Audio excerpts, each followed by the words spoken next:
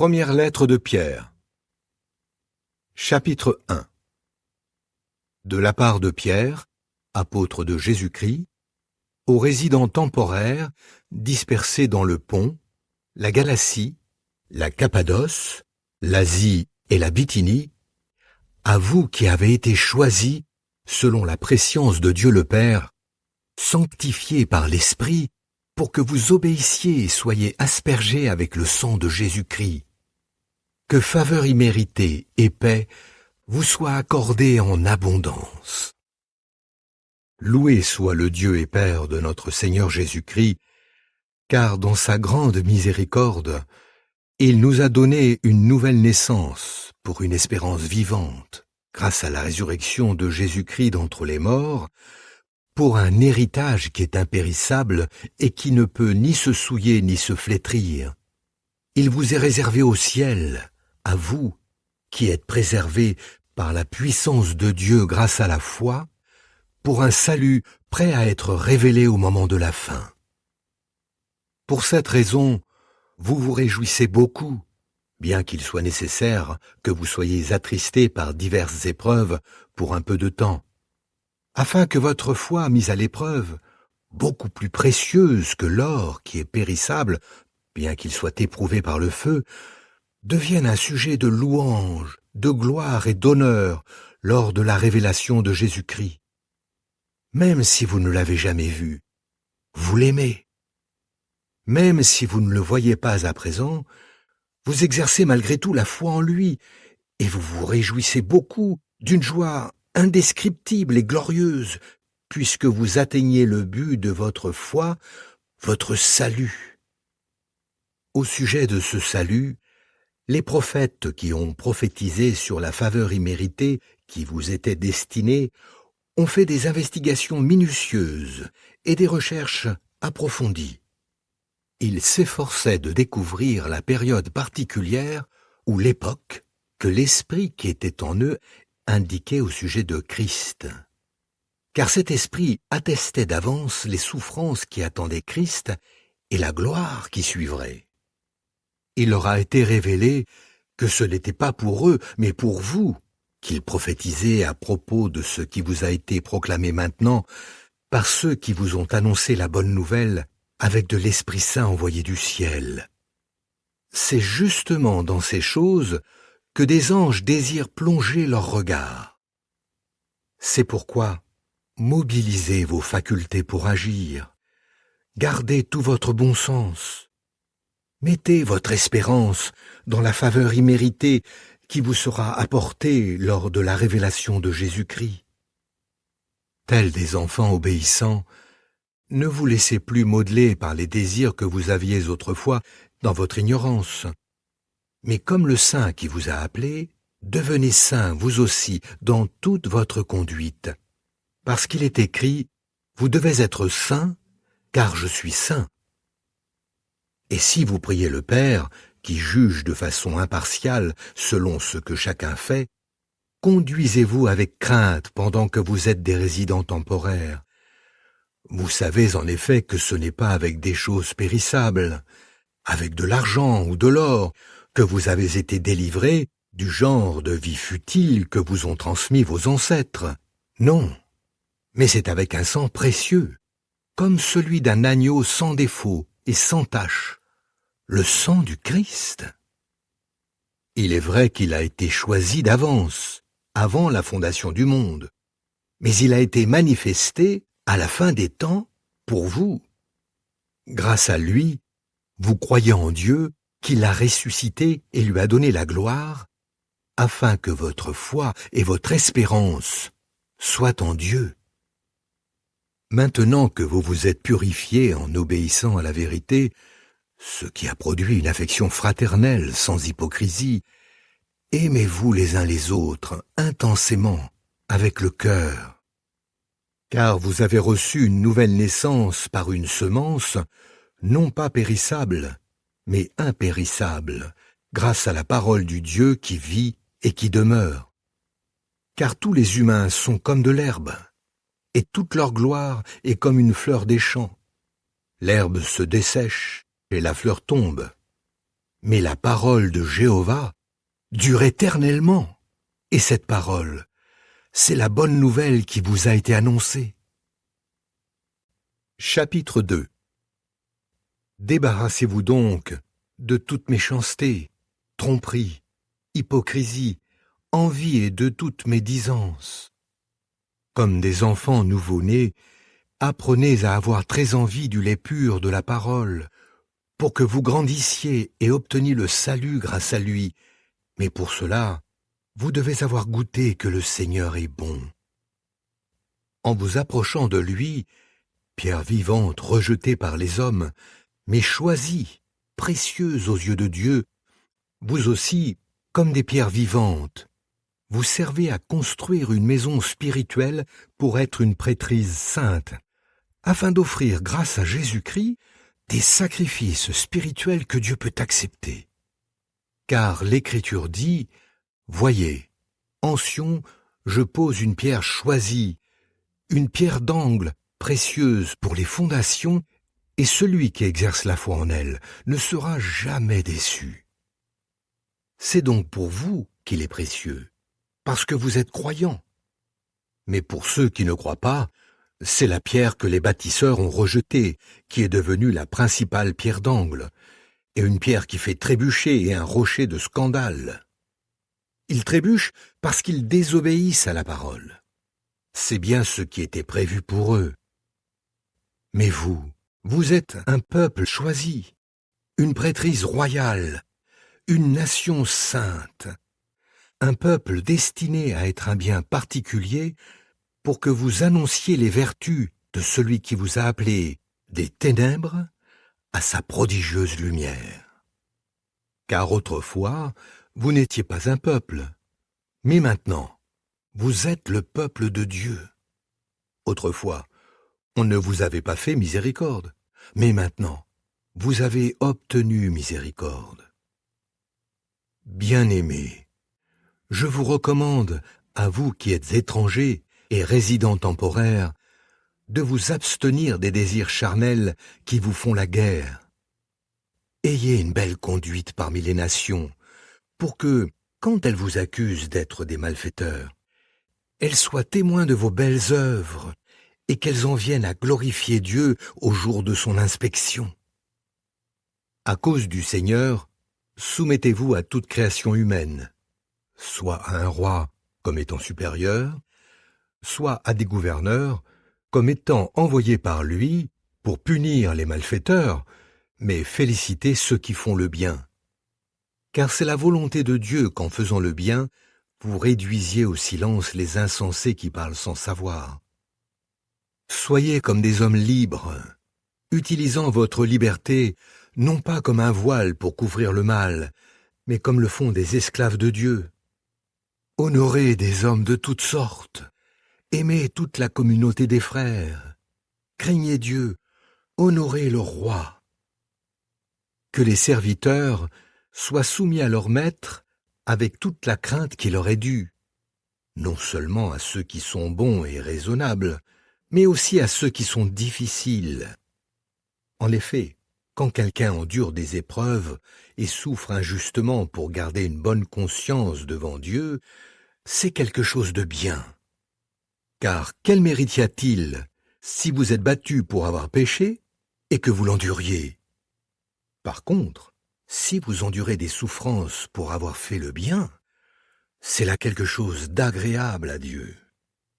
C'est en effet à cela que vous avez été appelés, parce que Christ aussi a souffert pour vous, vous laissant un modèle pour que vous suiviez fidèlement ses traces.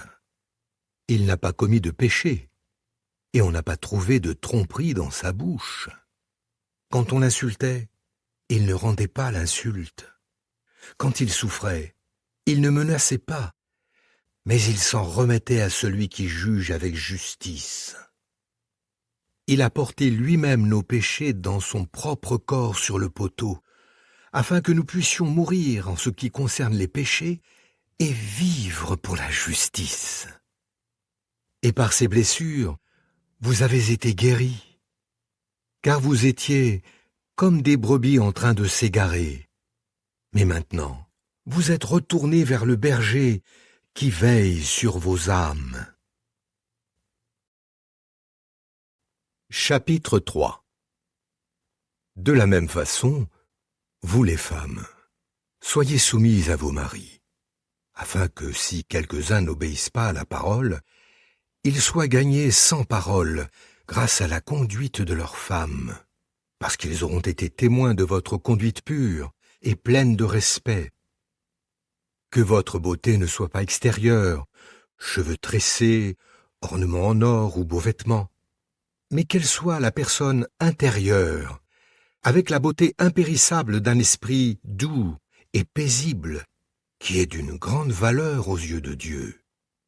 Car c'est ainsi que se rendaient belles autrefois les femmes saintes qui espéraient en Dieu, elles qui se soumettaient à leur mari, telle Sarah, qui obéissait à Abraham et l'appelait Seigneur.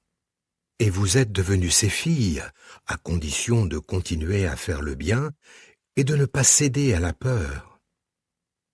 De la même façon, vous les maris, vivez avec elles en les comprenant. Accordez-leur de l'honneur, comme un vase plus faible, le vase féminin, puisqu'elles aussi sont héritières avec vous de la faveur imméritée de la vie, afin qu'il n'y ait pas d'obstacle à vos prières. Enfin, vous tous, soyez unis dans la même pensée, soyez sensibles à la souffrance des autres, ayez de l'affection fraternelle, une tendre compassion et de l'humilité. Ne rendez pas le mal pour le mal, ou l'insulte pour l'insulte. Répondez plutôt par une bénédiction, car c'est à cela que vous avez été appelés, afin que vous puissiez hériter d'une bénédiction. Car celui qui veut aimer la vie et vivre des jours heureux, qu'il préserve sa langue du mal et ses lèvres du langage trompeur, qu'il se détourne du mal et fasse le bien, qu'il cherche la paix et la poursuive. Car les yeux de Jéhovah sont sur les justes, et ses oreilles écoutent leurs supplications. Mais le visage de Jéhovah est contre ceux qui font des choses mauvaises. En effet, qui vous fera du mal si vous devenez zélés pour le bien? Et même si vous souffrez pour la justice, vous êtes heureux. Toutefois, n'ayez pas peur de ce qui leur fait peur, et ne soyez pas troublés. Mais sanctifiez le Christ comme Seigneur dans vos cœurs, toujours prêt à présenter une défense devant toute personne qui vous demande la raison de votre espérance. Seulement faites-le avec douceur et profond respect. Gardez une bonne conscience, afin que, quoi qu'ils disent contre vous, ceux qui vous critiquent soient couverts de honte en raison de votre bonne conduite, celle de disciples de Christ. Car il vaut mieux souffrir parce qu'on fait le bien, si c'est la volonté de Dieu de le permettre, que parce qu'on fait le mal. En effet, Christ est mort une fois pour toutes pour les péchés, injuste pour des injustes, afin de vous conduire à Dieu. Il a été mis à mort dans la chair, mais rendu à la vie dans l'esprit. Et c'est ainsi qu'il est allé prêcher aux esprits en prison, esprits qui autrefois avaient désobéi quand Dieu attendait patiemment à l'époque de Noé, pendant que se construisait l'arche, dans laquelle peu de gens, c'est-à-dire 8 âmes, ont été transportés sains et saufs à travers l'eau. Le baptême, qui correspond à cela, vous sauve aussi maintenant. Il n'enlève pas la saleté de la chair, mais il constitue la demande faite à Dieu d'une bonne conscience. Et il sauve grâce à la résurrection de Jésus-Christ. Celui-ci est à la droite de Dieu, car il est allé au ciel, et anges, et autorités, et puissances lui ont été soumis. Chapitre 4. Puisque Christ a souffert dans la chair, vous aussi, armez-vous du même état d'esprit. Parce que celui qui a souffert dans la chair a rompu avec les péchés, afin de vivre le temps qu'il lui reste à passer dans la chair, non plus pour les désirs des hommes, mais pour la volonté de Dieu. En effet, Vous avez déjà passé bien assez de temps à faire la volonté des nations quand vous vous laissiez aller à une conduite indigne et effrontée, aux passions incontrôlées, à l'ivrognerie, aux fêtes débridées, aux saouleries et aux idolâtries abominables. Ils trouvent étrange que vous ne couriez plus avec eux dans ces débordements de débauche. Alors, ils disent du mal de vous. Mais ils rendront des comptes à celui qui est prêt à juger les vivants et les morts.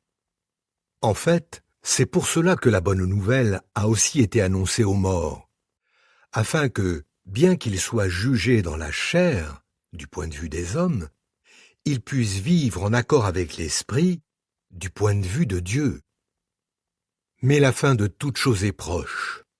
Soyez donc des personnes réfléchies, et soyez vigilants pour ce qui est de prier. Surtout, ayez un amour intense les uns pour les autres, parce que l'amour couvre une multitude de péchés.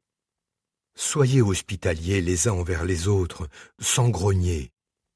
Dans la mesure où chacun a reçu un don, utilisez-le en vous servant les uns les autres, comme d'excellents intendants de la faveur imméritée de Dieu, laquelle se manifeste de manières diverses. Si quelqu'un parle, qu'il parle comme s'il transmettait des déclarations de Dieu. Si quelqu'un sert, qu'il compte sur la force que Dieu fournit, afin qu'en toute chose Dieu soit glorifié par l'intermédiaire de Jésus-Christ. La gloire et la puissance sont à lui à tout jamais. Amen. Bien-aimés, ne soyez pas étonnés de subir des épreuves intenses, comme s'il vous arrivait quelque chose d'étrange. Au contraire, réjouissez-vous sans cesse, puisque vous participez aux souffrances du Christ, pour que vous vous réjouissiez et soyez transportés de joie également durant la révélation de sa gloire. Si vous êtes insultés pour le nom de Christ, vous êtes heureux, parce que l'Esprit de gloire, oui, l'Esprit de Dieu, repose sur vous. Par contre, qu'aucun de vous ne souffre comme meurtrier, voleur, malfaiteur ou comme quelqu'un qui se mêle des affaires des autres. Mais si quelqu'un souffre comme chrétien, qu'il n'ait pas honte, mais qu'il continue à glorifier Dieu en portant ce nom. Car c'est le temps fixé où le jugement commence par la maison de Dieu. Or, s'il commence par nous, qu'est-ce qui attend ceux qui n'obéissent pas à la bonne nouvelle de Dieu?